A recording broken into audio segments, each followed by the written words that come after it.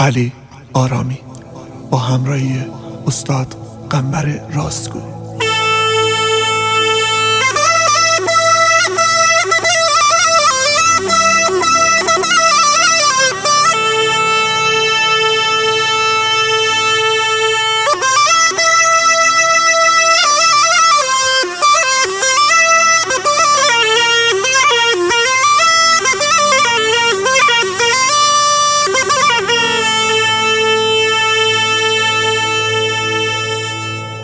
خدایا درد دل بهبود نینه پذیرایی وای عزیز وای دل سود نینه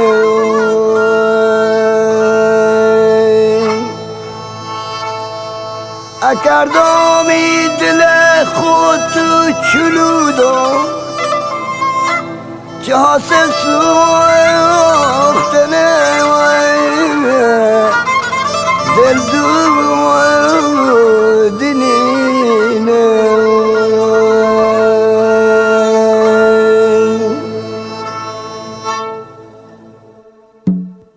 گرما هندنا مخبری که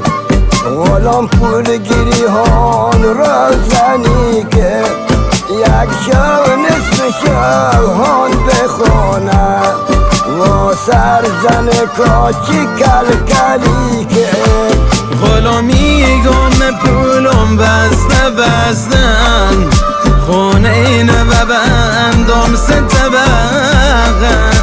اگه بیم از ایجا بکنی در حرم خانه گرم رن یا اجاره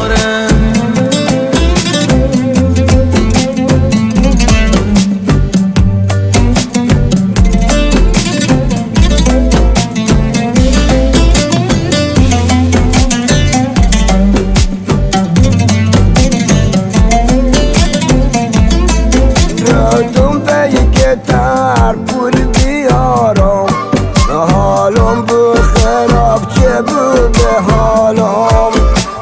پول گتر به تو گپم که حالا که گپ بودی به ما ولد که غلامی گذنم ملک بدریشم ماشین پژو باغ گپیشم حالا که رسیدم به مرادم حرم شهر مینو ام بای خوشیشم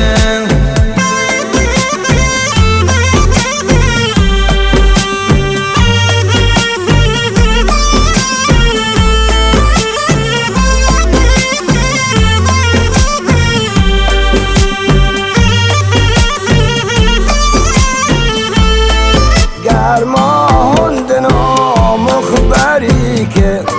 غلام پول گیری هان رازنی که یک شب نصف شب هان بخونه و سرزن کاچی کلکلی که گرما خوندن و موقع بری که غلام پول گیری